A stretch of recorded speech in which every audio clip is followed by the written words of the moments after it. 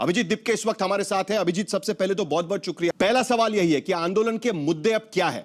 अगर धर्मेंद्र प्रधान का इस्तीफा हो जाता है, फिलहाल तो सरकार मना कर रही है, लेकिन अगर इस्तीफा हो जाता है तो क्या यह आंदोलन थमेगा? हमारे आंदोलन के जो सबसे दो बड़े मुद्दे थे वो ये थे कि एक तो धर्मेंद्र प्रधान का इस्तीफा होना चाहिए, क्योंकि 20 से ज़्यादा स्टूडेंट्स ने आत्महत्या की थी, तो उसकी ना किसी को तो जिम्मेदारी लेनी चाहिए।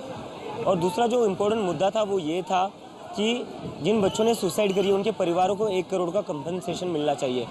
उसके साथ 20 जुलाई को जो हुआ, जिस ब्रूटैलिटी के साथ पुलिस ने बच्चों के सर फोड़े, लड़कियों को पीटा है, तो उसके रिगार्डिंग हमने एक और डिमांड ऐड करी है कि जिन बच्चों के साथ ऐसा हुआ है, एक तो उसकी वजह से पुलिस के ऊपर कार्रवाई होनी चाहिए, और साथ में जिन बच्चों के ऊपर झूठे केसेस लगाकर उनको डिटेन या अरेस्ट किया गया था, वो सारे केसेस वापस लिए जाने चाहिए। लेकिन अब विपक्षी पार्टियां भी आपको सपोर्ट कर रही है, क्योंकि तमाम विपक्षी पार्टी के नेता आपके यहां पर दिखे।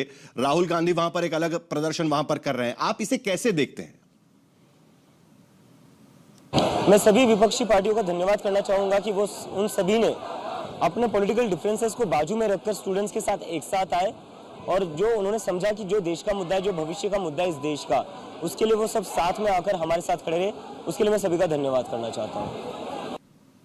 लेकिन सोनम वांगचुक अब जो है, उन्होंने तो अपना अनशन वापस ले लिया है। उन्होंने कहा है कि हालांकि धर्मेंद्र प्रधान के इस्तीफे पर उन्होंने कहा है कि वो मांग उन्होंने पुश नहीं की, लेकिन एक बात उन्होंने कही है कि अगर धर्मेंद्र प्रधान का इस्तीफा नहीं होता है तो सरकार के लिए मुश्किलें बढ़ेगी, लेकिन उन्होंने वो मांग पुश नहीं की है। तो क्या अब आपके रास्ते अलग हो चुके हैं? उस पर आपका क्या कहेंगे आप? इससे मुझे बहुत ही राहत और खुशी मिली है। हम खुद सोनम सर से बहुत दिनों से रिक्वेस्ट कर रहे थे कि आप प्लीज अपना अनशन तोड़ दीजिए, आगे का प्रोटेस्ट हम जारी रखेंगे, आप उसकी टेंशन मत लीजिए। और कल जैसे मुझे पता चला सोनम सर ने अनशन तोड़ दिया, आई वॉज वेरी रिलीव्ड, और बहुत ज़रूरी भी था, क्योंकि सोनम सर की जान जो है वो बहुत ज़्यादा कीमती है इस देश के लिए, इस देश के भविष्य के लिए, इस देश के एजुकेशन सिस्टम के लिए। और 26 दिनों तक उन्होंने जो दर्द सहा है, जो सेक्रीफाइस किया है अपने हेल्थ का, आई थिंक इससे ज़्यादा कोई और कुछ कर नहीं सकता था इस मूवमेंट के लिए। अपनी जान को एक तरीके से दांव पर लगाकर सोनम सर ने इस देश की जनता को जागरूक किया है। ठीक है, लेकिन आगे का प्लान क्या? क्योंकि आंदोलन तो पूरा पेपर लीक और धर्मेंद्र प्रधान के इस्तीफे के आसपास नजर आ रहे हैं, लेकिन आगे क्या प्लान होगा? क्या कुछ और भी मुद्दे हैं, उसको भी आप उठाने की कोशिश करेंगे? अभी तो ये आंदोलन हमारा ऐसे ही जारी रहेगा जब तक धर्मेंद्र प्रधान इस्तीफा नहीं देते, और मुझे लगता है इसमें सरकार की भी भलाई है कि जल्दी से जल्दी धर्मेंद्र प्रधान का इस्तीफा हो जाना चाहिए, क्योंकि अगर धर्मेंद्र प्रधान का इस्तीफा नहीं होता है तो आज जो देश में लाखों के नंबर्स में स्टूडेंट्स और युवा सड़कों पर उतरे हैं, अगर धर्मेंद्र प्रधान का इस्तीफा नहीं होता है तो फिर वो नरेंद्र मोदी का इस्तीफा मांगना शुरू कर देंगे। तो सरकार की भलाई भी इसी में है कि धर्मेंद्र प्रधान का इस्तीफा हो जाना चाहिए। लेकिन 2 राउंड आपकी बातचीत हो चुकी है सरकार के साथ में, आपका प्रतिनिधिमंडल उनसे मिलकर आया हुआ है, आज भी जो बातचीत हुई है, क्या आप उससे संतुष्ट है? क्या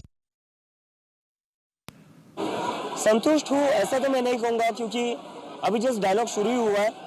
मोस्टली उन्होंने कहा कि वो 2 डिमांड्स पर अग्री कर रहे हैं, बट उस पर भी उन्होंने ऑफिशियल कंफर्मेशन कोई दिया नहीं है। उन्होंने कल फिर से डायलॉग के लिए बुलाया है, तो हम फिर से डायलॉग के लिए जाएंगे, बट हमारी प्राइमरी डिमांड जो है उससे हम पीछे नहीं हटने वाले, that is the resignation of the education minister.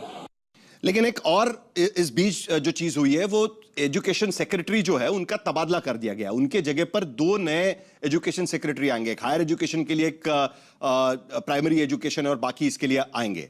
तो अब आप करप्शन का मुद्दा उठा रहे, कह रहे हैं कि भाई उनमें जो एक सेक्रेटरी है वो करप्शन में लिप्त है। ये मुद्दा आप कहां से उठा रहे? क्या यही मुद्दा रहेगा आप इसके आगे? क्योंकि मुझे पता चला है कि उनके ऊपर ऑलरेडी करप्शन के बहुत सारे एलिगेशन थे, एनिमल वेलफेयर डिपार्टमेंट में उन्होंने करप्शन किया हुआ था, तो एक तरीके से उनको प्रमोट किया जा रहा है। करप्ट लोगों को ये सरकार प्रमोट कर रही है, तो ये क्या हो रहा है? हम बोल रहे हैं कि कॉन्क्रीट एक्शन ले लो, अकाउंटेबिलिटी फिक्स करो, आप जो कर रहे हो वो ये करोगे और करप्ट लोगों को प्रमोट करो, so this is not right.